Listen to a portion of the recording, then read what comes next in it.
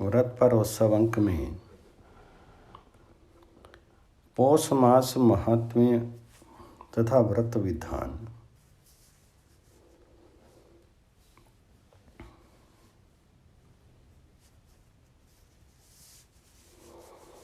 पौष मास में धनु की संक्रांति होती है तथा इस मास में भगवत पूजन का विशेष महत्व है।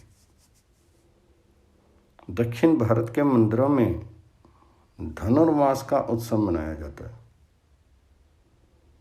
पौष मास कृष्ण पक्ष की अष्टमी को श्राद्ध करके ब्राह्मण भोजन कराने से उत्तम फल मिलता है। पौष कृष्ण एकादशी को उपवास पूर्वक भगवान जी का पूजन करना चाहिए। यह सफला एकादशी कहलाती है।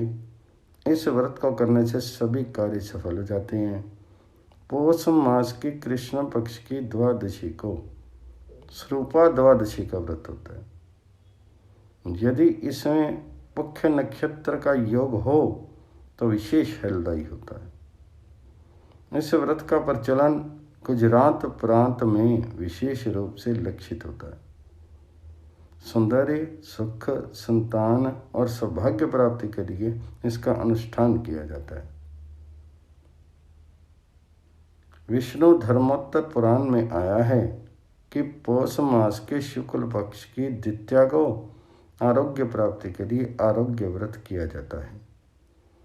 इस दिन गो श्रृंगोदक अर्थात गायों के सींगों को धोकर लिए हुए जल से स्नान करके सफ़ेद वस्त्र धारण करके सूर्य अस्त के बाद बालेंदु दित्य के चंद्रमा का गंध आदि से पूजन करें। जब तक चंद्रमा अस्त ना हो तब तक गुड़, दही, खीर और लवण से ब्राह्मणों को संतुष्ट करके केवल गौ रस छाछ पी करके जमीन पर शयन करें। इस प्रकार प्रत्येक शुक्ल पक्ष की द्वितीया को 1 वर्ष तक चंद्र पूजन करके 12वें महीने मार्गशीर्ष में इक्षुरस से भरा घड़ा, सोना, स्वर्ण और वस्त्र ब्राह्मण को देकर के उन्हें भोजन कराने से रोगों की निवृत्ति और आरोग्यता की प्राप्ति होती है। पौष मास के शुक्ल पक्ष की सप्तमी को मार्तंड सप्तमी कहते हैं। इस दिन भगवान सूर्य के उद्देश्य से हवन करके गौदान करने से वर्ष पर्यंत उत्तम फल प्राप्त होता है।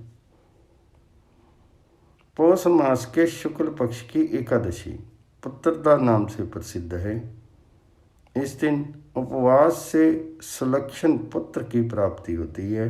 भद्रावती नगरी के राजा वसुकेतु ने इस व्रत के अनुष्ठान से सर्वगुण संपन्न पुत्र प्राप्त किया था।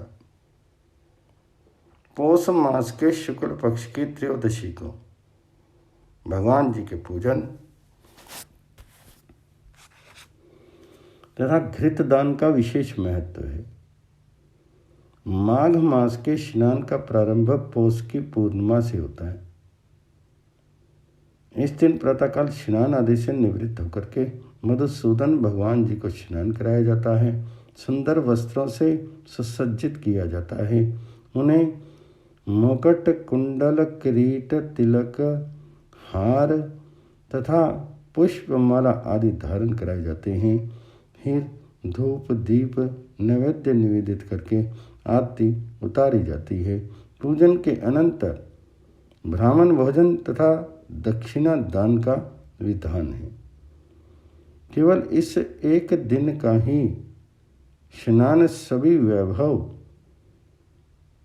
तथा दिव्य लोक की प्राप्ति कराने वाला कहा गया है। पौष मास के रविवार को व्रत करके भगवान सूर्य के निमित्त अर्घ्य दान दिया जाता है तथा एक समय नमक रहित भोजन किया जाता है।